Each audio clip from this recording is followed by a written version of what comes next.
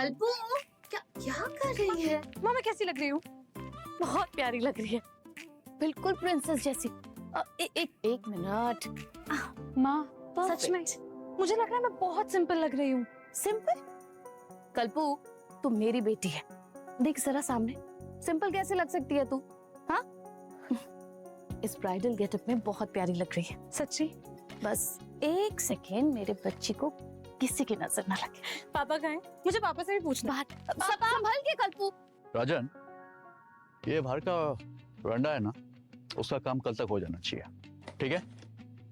और एक चीज, ये गेस्ट हाउस की जो पेंटिंग है वो भी एक बार चेक कर लेना, ठीक से हुई है या नहीं। लड़के वालों की तरफ से कोई कंप्लेंट नहीं आनी चाहिए। सर सब हो जाएगा अच्छे से, आप टेंशन मत लीजिए। डैडू ग्रेट, नाइस। बताओ मैं कैसी लग रही हूँ? हो लुक। माँ कह रही मैं अच्छी लग रही हूँ, बट आई डाउट। अच्छा, माँ कह रही है अच्छी लग रही हो। मेरी बिटिया, माँ बिल्कुल सच कह रही है, एकदम चांद जैसी लग रही हो तुम। Thank you. सर बिल्कुल सही कह रहे हैं मैम, आप देखना एंगेजमेंट पार्टी में आप सबका दिल जीतोगे। Wait a second. राजन एक मिनट आना। हाँ जी। हेलो, हाँ बोलिए। कुलदीप, बंगलों का डिस्प्यूट अभी तक सॉल्व नहीं हुआ है। यह आखिरी वार्निंग है तुम्हारे लिए। अगली बार सिर्फ फोन नहीं बजेगा, तुम्हारी मौत होगी। धमकी दे रहा तू मुझे? तेरी इन बातों से मैं नहीं डरता, समझा? जा, जो करना है कर ले। कुलदीप क्या है ये? ये कॉल्स मजाक नहीं होती कुलदीप, मैंने पहले भी कहा है पुलिस कंप्लेन करते हैं। Relax Mitali, relax. मैंने सीआईडी को ऑलरेडी बता चुका हूं। मैं अपने मेडिटेशन रूम में जा रहा हूं।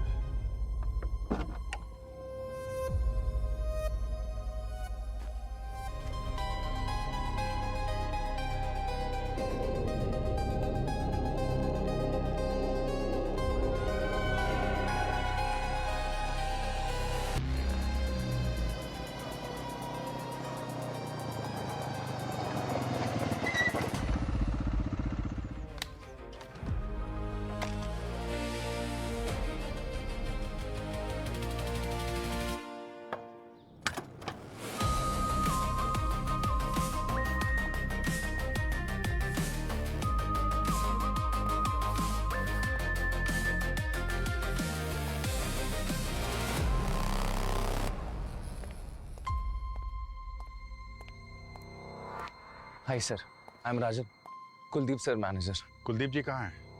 मुझे उनसे कुछ बात करनी थी, जरूरी बात है। सर आपको आने में थोड़ी देर हो गई, जिस बात का डर था सर वही हो गया। What? कहाँ है वो? सर आइए।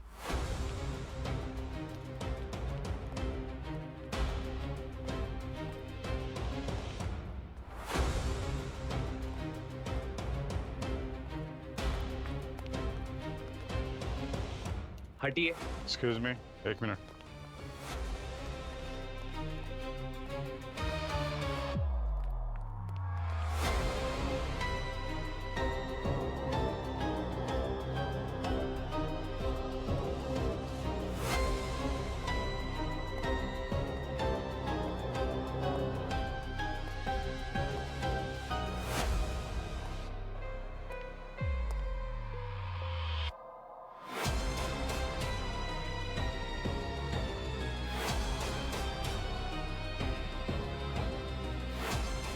कब हुआ ये? सर अभी कुछ घंटे पहले।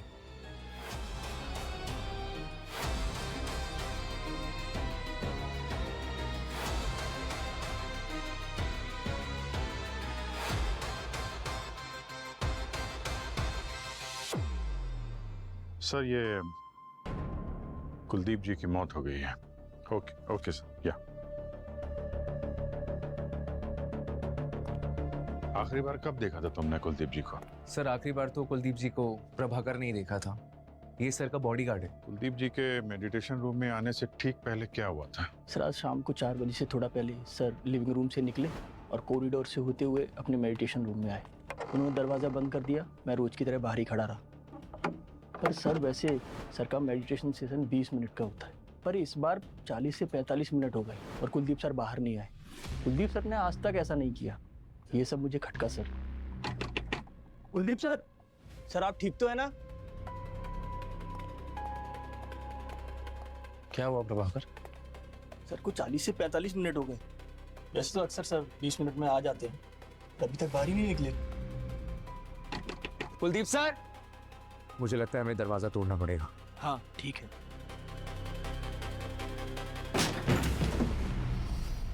Kuldeep sir, Kuldeep sir, Kuldeep sir, Kuldeep sir,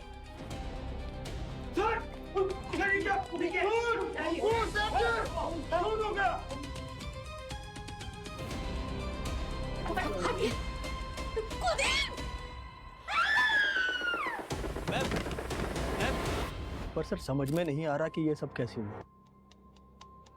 राजन, तुम कहाँ थे जब ये सब हुआ? सर मैं तो अपने स्टडी रूम में था। सर के नेक्स्ट डे का स्केड्यूल बना रहा था और जब सर काफी देर तक बाहर नहीं आए तो मेडिटेशन रूम के बाहर आया।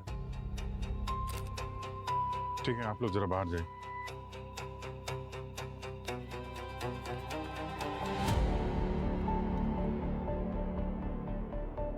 पंकज, सचिन, जरा बात करो सबसे, देखो क्या पता चलता है। ये एंट्री के हिसाब से तो बहुत सारे लोग आए यहाँ पर। हाँ साहब, वो कल्पना बेबी की एंगेजमेंट का माहौल है ना, तो घर की मरम्मत और डेकोरेशन का काम चल रहा है, इसलिए बहुत सारे लोग आए और गए। किसी की एंट्री मिस तो नहीं हुई? नहीं सर, मुझे बहुत सालों का तजुर्बा है, मेरी आंखों से बच के कोई नहीं जा सकता। और अगर आंख बंद हो गई तो? क्या मतलब सर? मतलब ये है कि तुम यहाँ पर ड्यूटी कर रहे हो, नींद आ गई, सो गए और कोई अंदर घुस गया, ऐसा कुछ हुआ है? नहीं सर, मैं ड्यूटी के टाइम पे कभी नहीं सोता हूँ। ये बंगले में आने का और कोई रास्ता है? ये एक ही रास्ता है सर। कमरे के अंदर आने जाने के लिए सिर्फ यही एक दरवाजा है और उसके बाहर बॉडीगार्ड प्रभाकर खड़ा हुआ था। और सर ये दरवाजा अंदर से बंद था। क्या अंदर भी कोई सीक्रेट रास्ता वगैरह तो दिख नहीं रहा है। सिर्फ यहाँ पे एक खिड़की है, उस पे भी ग्रिल लगी हुई है। अच्छा ये बताओ कि उस 40 से 45 मिनट के दौरान कमरे में कोई आया था या फिर कमरे से कोई बाहर गया, या फिर तुम कमरे की निगरानी छोड़कर कहीं गए थे? नहीं सर, मैं दरवाजा छोड़कर एक पल के लिए भी नहीं हिला। ना कोई अंदर आया और ना ही कोई बाहर गया। सर फिर ये खून हुआ कैसे और किया किसने होगा? क्योंकि इस कमरे में ऐसी कोई सीक्रेट जगह भी नहीं है जहां कोई छुप सके।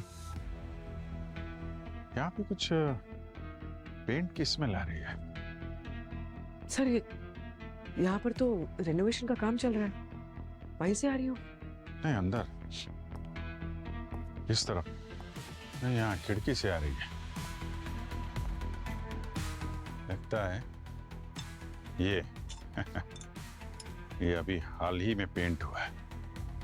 सर हाँ? सही है, देखिए सर कुलदीप जी के चेहरे पे, कलाई पे और उंगलियों पे अरोमा ऑयल के पैचेस हैं। तो अरोमा ऑयल तो यहाँ है ना, कितना सारा। और फिर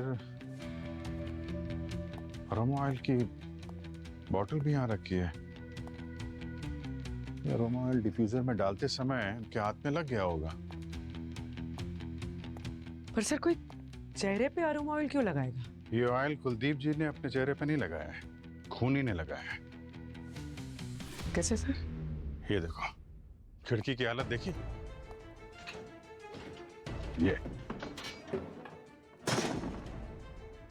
ये खूनी यहाँ इस खिड़की से अंदर आया, उसने कुलदीप जी को मेडिटेशन करते समय पीछे से वार किया होगा, उनके चेहरे पे हाथ लगाया होगा। हाथापाई के दौरान तो शायद वो पेंट इनके मुंह पे लगा होगा और शायद वो पेंट निकालने के लिए यहाँ से अरोमा ऑयल का इस्तेमाल किया,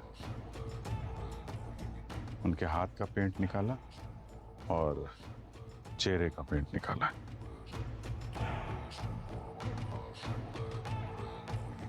और शायद कुलदीप जी की बॉडी में से सोना भी लेके चला गया। सोना?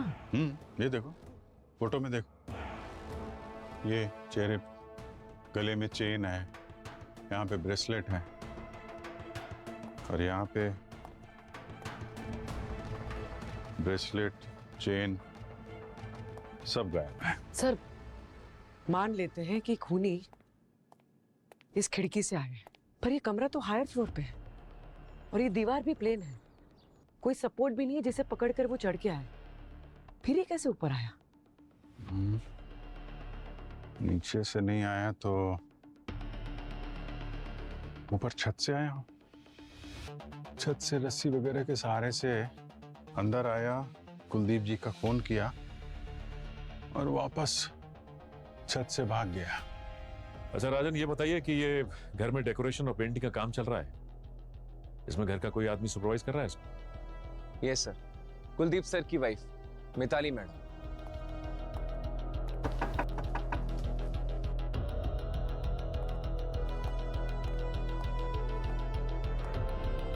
मैम, वो सीआईडी वाले कुछ बात करना चाहते हैं आपसे। अभी कैसी तबीयत है कल्पना की? अभी भी बेहोश है सर। इतना बड़ा सदमा बर्दाश्त नहीं कर पाएगी मेरी बच्ची। कुलदीप जी को धमकी भरे फोन आते थे, आपको इसके बारे में कोई आइडिया है? हाँ सर, मैं जानती हूँ कुलदीप को ये धमकी भरे कॉल कौन कर रहा था। कौन? हेमंत, कुलदीप का बिजनेस पार्टनर। हालांकि कुछ दिन पहले उनकी पार्टनरशिप खत्म हो गई थी। क्यों? कुछ बिजनेस डिस्प्यूट था। उसने कई बार कुलदीप को धमकी दी। मैंने कुलदीप को कहा भी कि इस बारे में पुलिस में कंप्लेन करते हैं, तो उन्होंने कभी भी मेरी बात को सीरियसली लिया ही नहीं। और अब देखिए ये सब हो गया।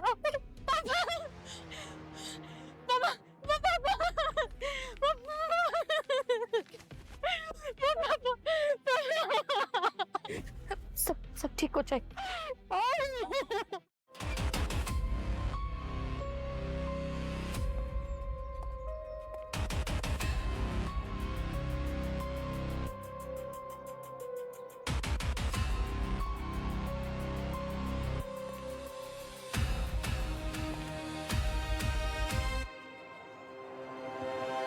सर, टेरेस पे तो कहीं भी कोई रस्सी का निशान नहीं है, ना ही कोई टूटी रस्सी, ना किसी तरह का कोई हुक लगा हुआ है। लेकिन हाँ, ये जो वर्कर्स का बाथरूम है, वहां पे बॉम्बू, सीढ़ियां, पेंटिंग का सामान, ये सब कुछ पड़ा हुआ है। तो अगर ऊपर से नहीं आया तो नीचे से आया। नीचे ये सीढ़ी और बैम्बू वगैरह तो है ना। अब पता ये लगाना है कि आया कौन है, किसने फोन किया है। सर, ये मिस्टर नकुल है, इस बंगले के रेनोवेशन का कॉन्ट्रैक्ट इन्हें दिया। नकुल, तुम इंचार्ज हो ना यहाँ के, तो तुम्हें पता कैसे नहीं कि मेडिटेशन रूम के ग्रिल जो है वो ठीक से लगा नहीं था? तो सर, वो मेडिटेशन रूम के विंडो में ग्रिल था ही नहीं, उसकी वजह से कबूतर अंदर आ जाते थे और मेडिटेशन रूम को गंदा कर देते थे। कुलदीप सर बहुत परेशान थे, तो मिताली मैडम ने बोला कि उसमें ग्रिल लगा दो। अरे हाँ, लेकिन ग्रिल तो लगा ही नहीं ना ठीक से। नहीं सर, वो ग्रिल में सिर्फ वेल्डिंग बाकी थी, बाकी उसको फिक्स कर दिया था ताकि कबूतर अंदर ना आ सके। ठीक है, ये ग्रिल का काम कौन कर रहा था? ये पेंटिंग वेंटिंग किसने किया? सर जग्गू ने। बुलाओ जग्गू को। चलो सर, वो जग्गू आज काम पर नहीं आया सर। मैंने सुबह उसको कॉल किया था पर उसका फोन स्विच ऑफ बता रहा है। क्या नंबर है उसका? जी, ये नंबर तो ऑफ है। कहीं ऐसा तो नहीं कि आज आया हो और तुमने देखा ना हो? वॉचमैन को बुलाओ जरा। चलो।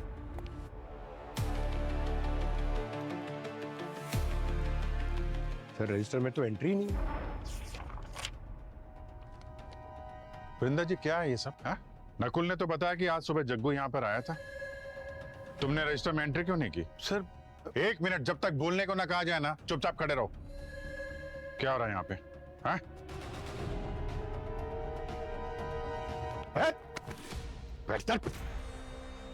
तुमने जग्गू को अंदर आने दिया और उसके साथ मिलकर कुलदीप जी को मार दिया? मैंने कुछ नहीं किया सर। देखो वृंदा जी, मर्डर केस है, बहुत लंबा फंसोगे, इसलिए बेहतर होगा जो कुछ सच है बता दो। सर, बस मैं 20 मिनट के लिए गेट पे सो गया था। हो सकता है सर कि उसी समय जग्गू बंगले के अंदर आया। फिर क्या हुआ? मैडम, फिर मेडिटेशन रूम का जब दरवाजा टूटा उसकी आवाज से मेरी आंख खुली। तो हो सकता है सर, जब इसकी आंख लगी उसके बीच में ये जग्गू आया अंदर मेडिटेशन रूम में और खून करके निकल गया। नकुल जी अपने एम्प्लॉयज की सब आइडेंटिफिकेशन वगैरह रखते हैं ना, आधार कार्ड वगैरह? हाँ सर, वो सारा डिटेल बिंद्रा जी के पास दे दिया था मैंने। पूर्वी ये आधार कार्ड लो जग्गू का बिंदा से और पता लगाओ, डिटेल्स निकालो उसकी। आधार कार्ड दो। सर चलिए। और पंकज, आज सुबह से बंगलों में जो जो लोग भी आए ना सबकी लिस्ट बनाओ, फिंगरप्रिंट्स, आइडेंटिफिकेशन, सबकी डिटेल्स निकालो। बॉस, ये कुलदीप की स्किन का सैंपल है और इस पे मुझे पेंट के स्टेन मिले हैं। कुछ नया बता यार सारू के। इस पे मुझे स्टेरिक एसिड के ट्रेसेस भी मिले हैं। ये है नया। Stearic acid? और ये सर किस में इस्तेमाल होता है? पूर्वी वैसे तो ये स्टेरिक एसिड हर पेंट में थोड़ा बहुत होता है, लेकिन यहाँ पर बात कुछ अलग है। यहाँ पर विंडो के जो ग्रिल हैं और जहाँ कहीं भी ये रिनोवेशन के लिए पेंट हुआ है वहाँ पर इस स्टेरिक एसिड के ट्रेसेस मुझे नहीं मिले। सॉरी सर, मैं कुछ समझा नहीं। मैं समझाता हूँ पंकज। दरअसल खूनी ने ये पेंट स्टेन हटाने के चक्कर में ये स्टेरिक एसिड इस कुलदीप की बॉडी पर छोड़ दिया। अरे सर, अभी तो आपने कहा कि वो एसिड ग्रिल या पेंट के सैंपल से मैच नहीं हुआ। ये भी हो सकता है कि ये स्टेरिक एसिड मर्डर वेपन से आया हो इसके शरीर में। अच्छा सालुंके साहब, ये पेंट के अलावा ये स्टेरिक एसिड और किस किस चीज में इस्तेमाल होता है? सचिन, पेंट के अलावा ये स्टेरिक एसिड दरअसल कॉस्मेटिक्स में और स्किन केयर की चीजों में इस्तेमाल होता है, जैसे साबुन, शैम्पू, इस तरीके की चीजें। तो फिर सालुंके कुलदीप ने भी इस्तेमाल किया होगा। कॉस्मेटिक्स, साबुन है, शैम्पू है और कुछ है। नहीं किया बॉस, मैंने अच्छी तरह से चेक किया, इनमें से किसी चीज का रेजिड्यू मुझे कुलदीप की बॉडी पर से नहीं मिला। तो इसका मतलब है कि सालुंके, तेरे कहने का मतलब है कि खूनी ने ये चीजें इस्तेमाल की होगी। मतलब जब कुलदीप के चेहरे पर से वो रंग हटा रहा था तो शायद उसके हाथ पर जो अरोमा ऑयल लगा था जिसमें स्टेरिक एसिड है, वो स्टेरिक एसिड कुलदीप के चेहरे पर रह गया। राइट। एक बात और बॉस, मुझे लगता है खूनी प्रोफेशनल नहीं है। क्या मतलब? मतलब ये कि इस पर जो वार हुआ है, इसके घाव ये बताते हैं कि ये एकदम प्रिसीशन के साथ नहीं किया गया, सटीक वार नहीं है। ये घाव देखो, मुझे लगता है खूनी ने गुस्से में बराबर इस पर चाकू घोंपा है, बार बार। अब ये तो एक नया एंगल लेकर आ गया। अभी तक हमें ऐसा लग रहा था कि शायद खून रॉबरी के लिए हुआ है, पर आप ले आए हैं पर्सनल ग्रज, दुश्मनी का एंगल। पर सर, एक पेंटर की कुलदीप जी से क्या दुश्मनी हो सकती है? हो सकता है कि किसी ने पेंटर का इस्तेमाल किया हो खून करवाने के लिए, अपनी दुश्मनी निकालने के लिए। अभिजीत, इस केस में एक नाम मुझे खटक रहा है, वो है कुलदीप का एक्स बिजनेस पार्टनर जिसके साथ कुलदीप की दुश्मनी थी, हेमंत। मिस्टर हेमंत, कुलदीप जी के साथ आपका पुराना झगड़ा था लैंड डील और बंगलो की ओनरशिप को लेकर। आप सही कह रहे हैं। जब हमने बंगलो को खरीदा था तो हम दोनों पार्टनर्स थे और हम वहाँ बंगला तोड़कर बिल्डिंग बनाना चाहते थे और कुलदीप ने बंगलो पे कब्जा कर लिया, जबकि उस प्रॉपर्टी में 50% का मैं मालिक था। कोई प्रूफ है आपके पास? दिखाता हूँ, ये देखिए, जो बिल्डिंग हम बनाना चाहते थे उसकी ये ब्लूप्रिंट है। ये जो है वो हम दोनों के बीच का एग्रीमेंट है और कुछ फोटोज भी हैं। फोटोज देखिए, आप भी देखिए। उन्होंने आपसे ये बंगला हड़प लिया इसलिए आप उन्हें बार बार धमकी दे रहे थे और फिर उनका खून कर दिया? अरे नहीं सर, मैं तो उसको बस ये जताना चाहता था कि ये जो प्रॉपर्टी है उसमें 50% का मालिक मैं भी हूँ। मैं बस उसे धमकाना चाहता था, मारना नहीं चाहता था। पर मर तो गए ना वो। हो सकता है कि आप उन्हें मारना ना चाहते हो, किसी और से मरवा दिया हो ताकि आपके हाथ दाग न लगे। मैं उससे नफरत जरूर करता था और मैं ये भी चाहता था कि उसके जैसा जलील इंसान मर जाए, लेकिन इसका ये मतलब नहीं हुआ कि मैंने उसे मारा है। हम सिर्फ सबूत पे बिलीव करते हैं हेमंत जी, और सबूत झूठ नहीं बोलते। सबूत है तो सबूत लेके आओ।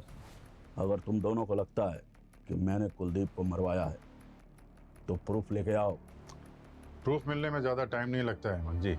एक बार जिससे खून करवाया है वो पकड़ा गया तो असली खूनी का चेहरा सामने आ ही जाएगा। हाँ, तो उसी समय आना। ठीक है, हम ये फोटोग्राफ, ब्लूप्रिंट्स वगैरह अपने साथ लेके जाएंगे।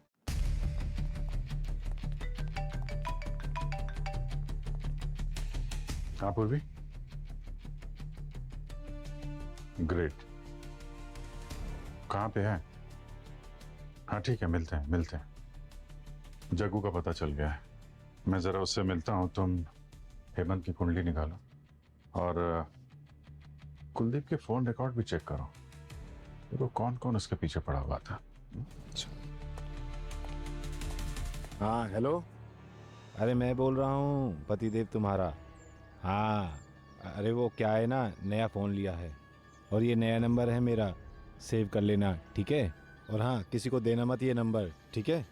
और सुनो, आज मैं पहली बार जहाज़ में बैठूंगा। क्या जग्गू जी, थोड़ा टाइम है आपके पास? थोड़ी बात करनी थी आपसे। कौन है आप लोग? मैं अनजान लोगों से बात नहीं करता। अरे हम लोग अनजान नहीं है, तुम्हारी ससुराल से हैं।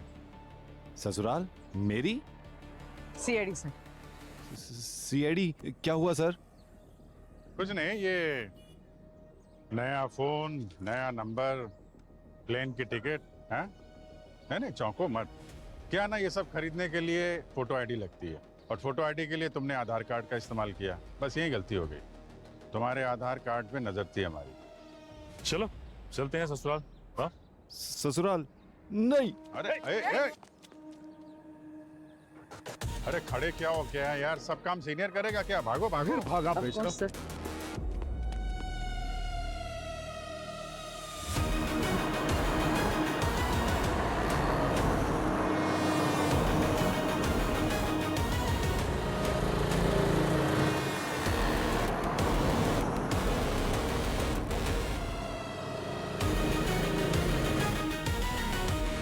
अरे यार, अरे सर सॉरी सर, गलती हो गई। तुम्हारे ऊपर कुलदीप जी के मर्डर का इल्जाम है, समझे? मैं क्यों मारूंगा उन्हें सर? मेरी क्या दुश्मनी है उनसे? अरे दुश्मनी नहीं है, दोस्ती है, लेकिन पैसों से।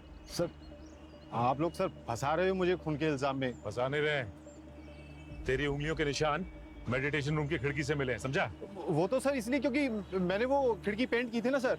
और जानबूझ के तुमने ग्रिल ठीक से नहीं लगाई ताकि उसी रास्ते से वापस आ सको और कुलदीप जी की हत्या करके निकल सको। नहीं सर, वो मुझे ऐसा करने के लिए कहा गया था।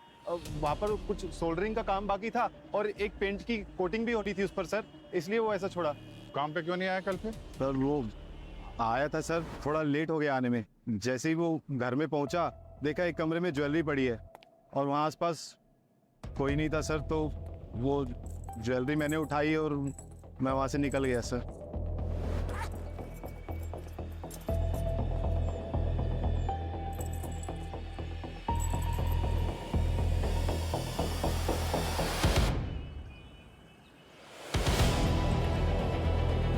सर ये तो वही ज्वेलरी है जो कुलदीप जी के यहाँ से चोरी हुई।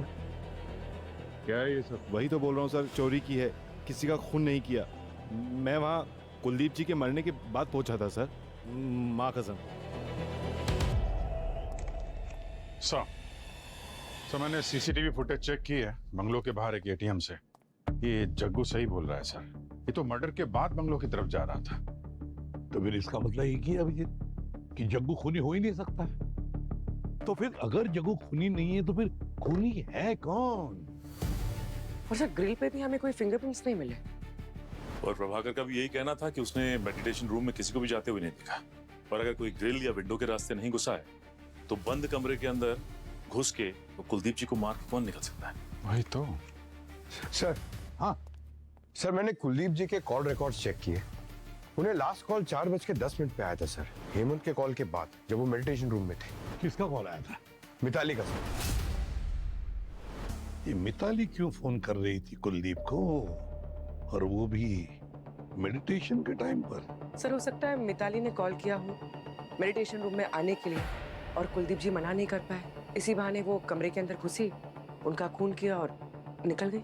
और प्रभाकर ने कहा था कि वो तो रूम के बाहर ही खड़ा था ना, उसने किसी को अंदर जाते हुए या बाहर आते हुए नहीं देखा। पंकज, ऐसे खून किसी की मदद के बगैर नहीं होते, कोई तो साथी होता ही है। हो सकता है प्रभाकर और मिताली मिले हो। और तो और सर, ये कुलदीप की मौत के बाद ये बिजनेस और प्रॉपर्टी तो मिताली के नाम पे ही होने वाली है। अच्छा, तो ये बात है। तो फिर अभिजीत, बुलाओ इन दोनों को ब्यूरो में, पता तो चले ये प्रभाकर और मिताली कौन सी खिचड़ी पका रहे हैं। मम्मी, कहाँ जा रहे हो? बेटा मैं ऑफिस जा रही हूँ। ऑफिस क्यों? एक जरूरी काम आ गया है कल्पना। अगर पापा होते तो मैं नहीं जाती, पापा ही जाते। लेकिन अब पापा नहीं है तो किसी को तो काम संभालना होगा ना, इसलिए मुझे ऑफिस जाना पड़ेगा। जल्दी आना माँ प्लीज। हाँ, लो राजन भी आ गया। तुम घर पर राजन के साथ बैठकर बातें करो, मैं जल्दी आऊंगी।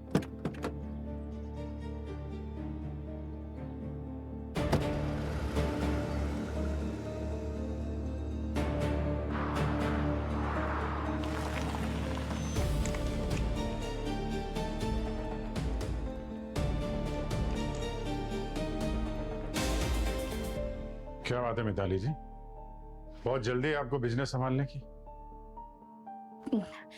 हाँ सर, वो मेरे पति कुलदीप, उनसे बिजनेस डील करने में कुछ गलतियां हुई थी, बस मैं उन्हें ही ठीक करने की कोशिश कर रही हूँ। ठीक करने आई थी या खत्म करने आई थी आप? ये क्या कह रही हैं आप? नहीं, पति के मरते ही उसके दुश्मन से दोस्ती करने चली आई आप। दोस्ती नहीं सर, ये यहाँ बिजनेस डील करने आई थी।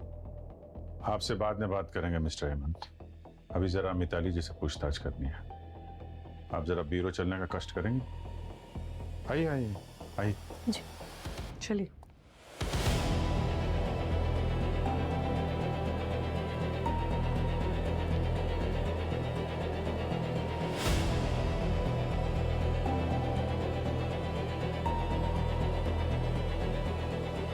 मिताली जी, एक बात बताइए, जब कुलदीप मेडिटेशन रूम में था तब आपने उसे फोन किया क्यों, और ये बात हमसे छुपाई क्यों? क्योंकि उस कॉल का इस केस से कोई लेना देना नहीं था। लेना देना है या नहीं वो हम डिसाइड करेंगे मिताली जी। हम तो कहते हैं कि आपने प्रभाकर के साथ मिलकर कुलदीप को मारा। ऐसा क्यों किया प्रभाकर तुमने? अपने ही बॉस का फोन कर दिया? नहीं, झूठ मत बोलना, तुम्हारे फिंगरप्रिंट्स मिले हमें बॉडी के ऊपर। सर मैंने नहीं मारा सर को, और मैं उन्हें क्यों मारूंगा? और फिंगरप्रिंट्स जब मैंने उनको छुआ तब लग गए होंगे। तो फिर मिताली मैडम ने ऐसा क्यों कहा कि तुम्हारा बहुत बड़ा झगड़ा हुआ था कुलदीप के साथ? तुमने जान से मारने की धमकी दी थी उन्हें? नहीं सर, ऐसा तो कोई झगड़ा नहीं हुआ था, वो झूठ बोल रही है। वो ऐसा क्यों बोले? सर वो फंसाना चाहती है मुझे, और मुझे तो पूरा डाउट है कि मिताली मैडम ने ही मर्डर किया है। ऐसे क्यों? क्योंकि सर के मरने के बाद मिताली मैडम ने सारा का सारा बिजनेस टेक ओवर कर लिया। सर मुझे ना पक्का डाउट है कि पैसों के लिए मिताली मैडम जी ने ही सर को मारा होगा। मैंने कुलदीप को कॉल किया था क्योंकि मैं कुलदीप को याद दिला रही थी कि हमारे समधी आने वाले हैं जिन्हें लेने के लिए हमें एयरपोर्ट जाना है। वाह रे वाह, और एक नई कहानी। तो जब कुलदीप का खून हुआ उस वक्त आप कहाँ थी? मैं, मेरी बेटी कल्पना, हम दोनों वीडियो कॉल पर थे इवेंट मैनेजमेंट कंपनी के मैनेजर के साथ। सर 2 महीने में मेरी बेटी की शादी होने वाली है। शादी की तैयारियों के बारे में ही हम मैनेजर से बात कर रहे थे। आप लोग चाहें तो मैनेजर के साथ क्रॉस चेक कर सकते हैं। वो तो हम क्रॉस चेक कर ही लेंगे मिताली जी, लेकिन जब तक हमारा इन्वेस्टिगेशन पूरा नहीं हो जाता आप शहर छोड़कर कहीं नहीं जाएंगे, समझिए आप?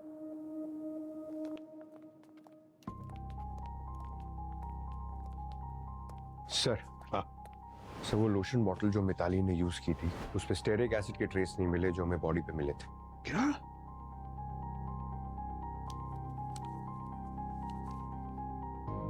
अभिजीत, ये जो है ये ब्लूप्रिंट, ये पुरानी बंगले की ब्लूप्रिंट है जो हमें हेमंत ने दी थी। अब इस ब्लूप्रिंट में देखो, बंगला और मेडिटेशन रूम अटैच थे, कनेक्टेड थे, लेकिन अब ये देखो, ये अब कनेक्शन गया और यहाँ ये वॉल बन गई। तो कहीं ऐसा तो नहीं इस दीवार के साथ किसी ने छेड़खानी की हो? सर हमने जब इन्वेस्टिगेशन की तो सारी दीवारें अच्छे से चेक की, सारी की सारी दीवारें बिल्कुल ओरिजिनल है, सीमेंटेड सर, कोई छेड़छाड़ नहीं की गई। लेकिन सर फिर बंद कमरे में खूनी को जमीन निकल गई कि आसमान खा गया?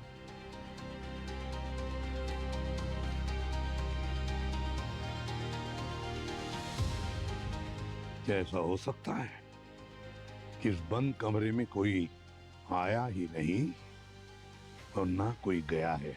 मतलब सर?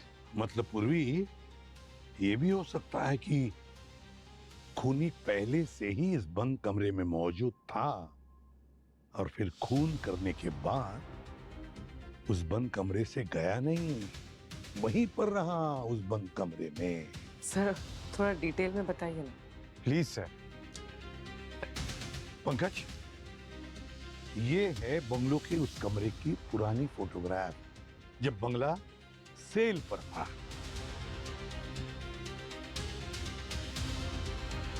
और ये है उसी कमरे का अब का लेटेस्ट फोटोग्राफ, क्राइम सीन के कमरे का फोटोग्राफ।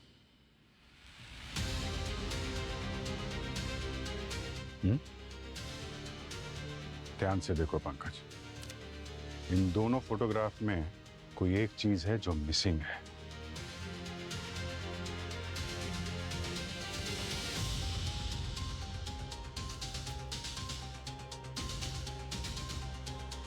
ओह अच्छा। समझ गए पंकज? अगर हमने इस बंगले की पुरानी तस्वीरें नहीं देखी होती तो खूनी का असली खेल क्या है हमें पता ही नहीं चलता। इस फोटोग्राफ में यहां पे एक स्टैचू था। अब वो स्टैचू कहां पे है मिताली जी? वो स्टैचू के बारे में कुलदीप ने बताया था कि वो स्टैचू डैमेज है। हाँ सर, मुझे याद आया। कुलदीप सर ने मुझे बोला था वो स्टैचू को रिपेयर करवाने के लिए। ये मूर्ति टूट गई है, रिपेयर के लिए भेज दो। जी सर। अभी वो स्टैचू कहाँ है? सर वो स्टैचू मैंने गैराज में रख दिया था। लेकर आओ।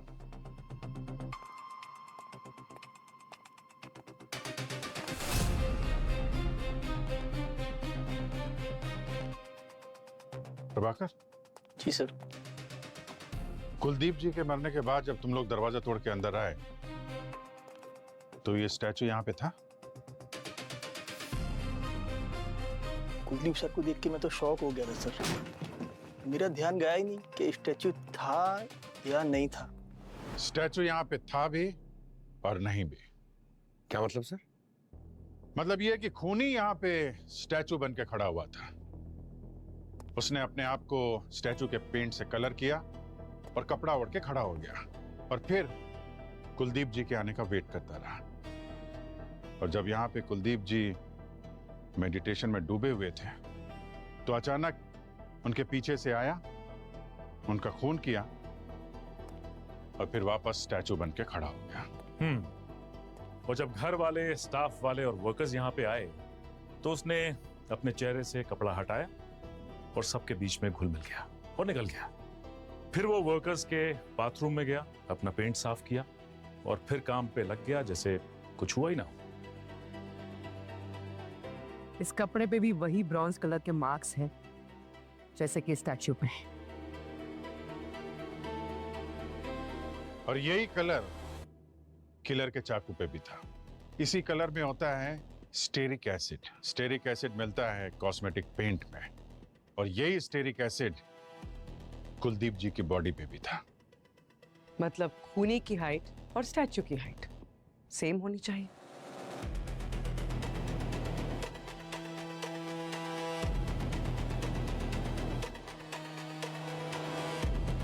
अब सवाल ये उठता है कि किस किस की हाइट स्टैचू की हाइट से मैच करती है। और जहां तक मुझे याद आता है सिर्फ एक आदमी है, बल्लू। मगर सर, अगर बल्लू भीड़ में मिक्स हो गया तो फिर किसी ने उसे देखा क्यों नहीं? क्योंकि उसको यहां से भागने में किसी ने तो मदद की है और अब वो कौन है ये तो बल्लू ही बताएगा।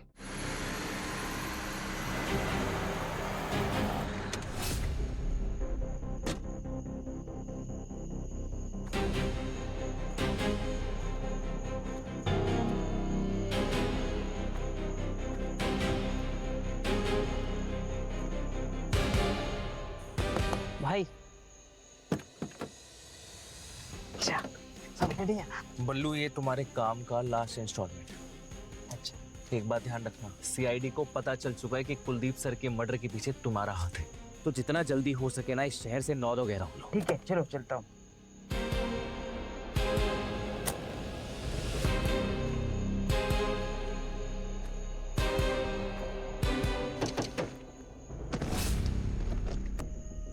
क्यों बे बल्लू के बच्चे, कहाँ भाग रहा है?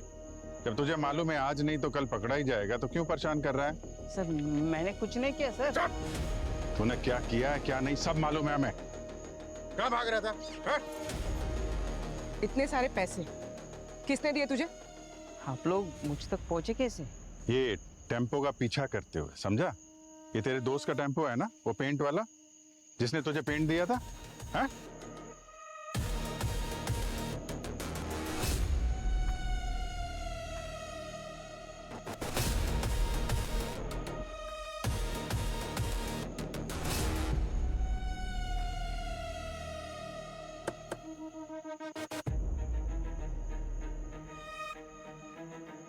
किसने दिए पैसे ये? हैं?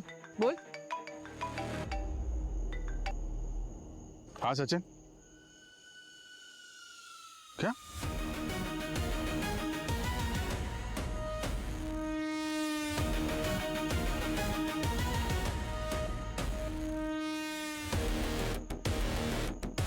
हाँ पंकज। सर, राजन मर गया सर।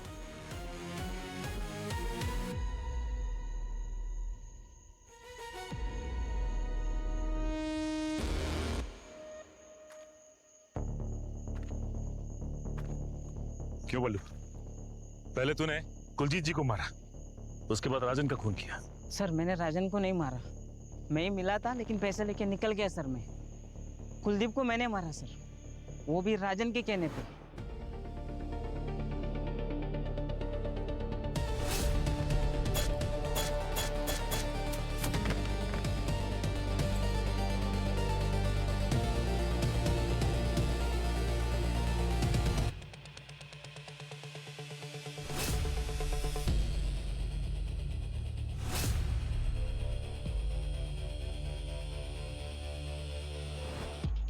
राजन के कहने पे कुलदीप को मारा इसने, तो फिर राजन को किसने मारा? मतलब कोई और है जो नहीं चाहता था कि हम लोग राजन तक पहुंचे। असली खूनी अभी भी बाहर घूम रहा है।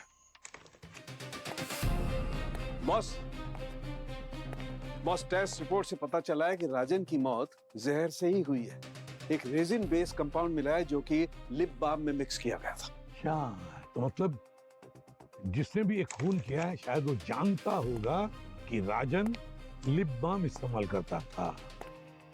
सर, राजन का लैपटॉप मिला है, पासवर्ड प्रोटेक्टेड है, वो क्रैक कर रहे हैं, पर उसके लैपटॉप बैग में एक गिफ्ट बॉक्स मिला है, इसमें एक डायमंड पेंडेंट है। बिल मिला है, राजन ने ही खरीदा है। पर इंटरेस्टिंग बात यह है कि ये डायमंड पेंडेंट का जो इनिशियल है वो है एम। एम? अरे वाह एम। अभिजीत, इस केस में सिर्फ एक ही इंसान है जिसका नाम एम से शुरू होता है, Mitali. Thank you so much for your service. आज से आप लोगों की छुट्टी, हम लोग अब ये घर छोड़ के जाते। क्या हुआ मिताली जी? ये बुरिया बिस्तर बांध के कहाँ जाने की तैयारी हो रही है? सर दरअसल मैं और कल्पना हमारे पुराने घर जा रहे हैं। क्या है कि कुलदीप की मौत के बाद इस घर में रहना हमारे लिए थोड़ा अजीब हो गया है और यहाँ से जाके कल्पना के लिए भी थोड़ा चेंज हो जाएगा। वैसे पुराने घर आप दोनों में से कोई एक ही जाएगा और दूसरा जाएगा जेल। जेल? राजन के खून के जुर्म में। क्या राजन का भी खून हो गया? और जिस कार में हमें राजन की बॉडी मिली थी उस कार में हमें एक पेंडेंट मिला है और हमें शक है कि ये पेंडेंट उसी का है जिसने राजन का खून किया है और उसके साथ उसका अफेयर चल रहा था। और ये पेंडेंट में जो इनिशियल है वो है एम। तो खूनी कोई ऐसा आदमी है जिसका नाम एम से शुरू होता है। अरे सर हजारों नाम होते हैं एम से, आपको ऐसा क्यों लगता है कि एम से सिर्फ मिताली होता है? क्या बेबुनियाद इल्जाम लगा रहे हैं आप मेरे ऊपर? मेरा और राजन का अफेयर? नहीं नहीं, ऐसा हमने कहा नहीं, हम तो ऐसा शक था हमें। फिर हमें राजन का लैपटॉप मिला, हमने उसको क्रैक किया तो उस लैपटॉप ने सारे राज से पर्दा हटा दिया। उसने अपनी सारी फीलिंग्स अपने लैपटॉप में लिखी हुई थी। बहुत सारे लव लेटर्स भी थे जो उसने मेल नहीं किए। और सारे लेटर्स पर एक ही नाम लिखा था जिसका इनिशियल एम से शुरू होता था। मेरी बात सुनिए आप लोग। देखिए सर, आप लोगों को कोई गलतफहमी हुई? नहीं, कोई गलतफहमी नहीं हुई है मिताली जी। प्यार तो वो करता था किसी एम नाम के ही लड़की से। क्यों कल्पना जी? मुझे कैसे पता होगा सर?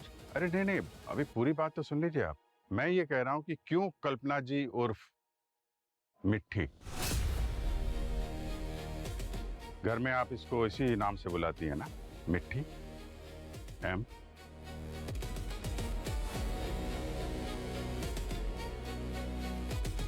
हमें तुम्हारे कॉलेज के लॉकर से ये जहर की शीशी मिली है। ये वही जहर है जो तुमने राजन के लिप बाम में मिलाया था। बस बहुत हो गया कल्पना। अब ये बताओ कि तुमने राजन को क्यों मारा, जिससे तुम प्यार करती थी? मैं प्यार नहीं करती थी राजन से, वो चाहता था मुझे, इसलिए मैंने अपने फायदे के लिए उसका इस्तेमाल किया। मैं मिट्टी से अपनी दिल की बात जब भी करने जाता हूँ, पता नहीं क्यों डर जाता हूँ। समझ नहीं आता उसे कैसे कहूँ कि मैं उससे प्यार करता हूँ।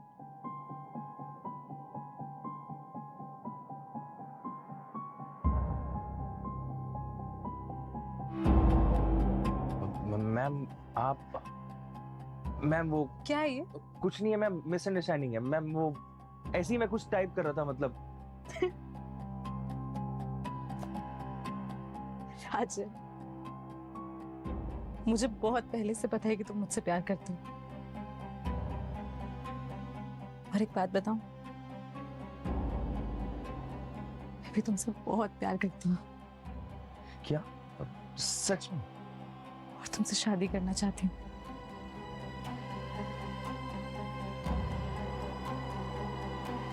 लेकिन कैसे होगा?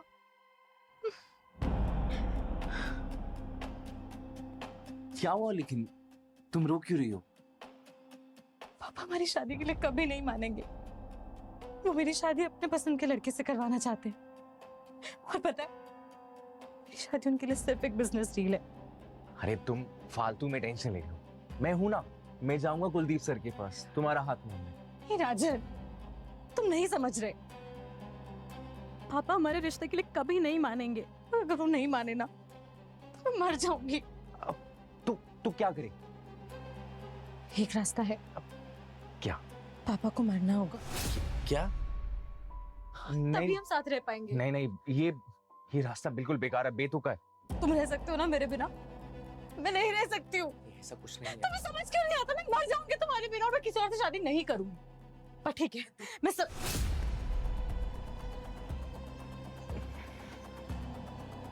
ठीक है, तुम कह रही हो तो कुलदीप सर को मरना होगा। मैंने राजन का इस्तेमाल किया ताकि पापा मुझे शादी में ना धकेल सके। राजन ने बल्लू की मदद से पापा का खून किया, लेकिन जब मुझे पता चला कि राजन भी एक्सपोज होने वाला है तो मैंने उसको भी रास्ते से हटा दिया, वरना मैं भी पकड़ी जाती। और तुम राजन से शादी क्यों नहीं करना चाहती थी? मैं किसी से शादी नहीं करना चाहती थी। पापा का बेटा बनना चाहती थी, उनका बिजनेस, उनके एम्पायर को बढ़ाना चाहती थी। लेकिन पापा, उनकी सोच बहुत छोटी थी। लड़की है, पढ़ाई करके शादी करेगी, कि बस इस सोच को बदलना चाहती थी मैं। और मैंने बहुत कोशिश करी, लेकिन पापा के लिए तो जैसे मैं सिर्फ एक बिजनेस डील थी, है ना माँ? सर, हम लड़कियों की अपनी कोई लाइफ नहीं होती क्या? अपना वजूद, अपना से कुछ नहीं होता।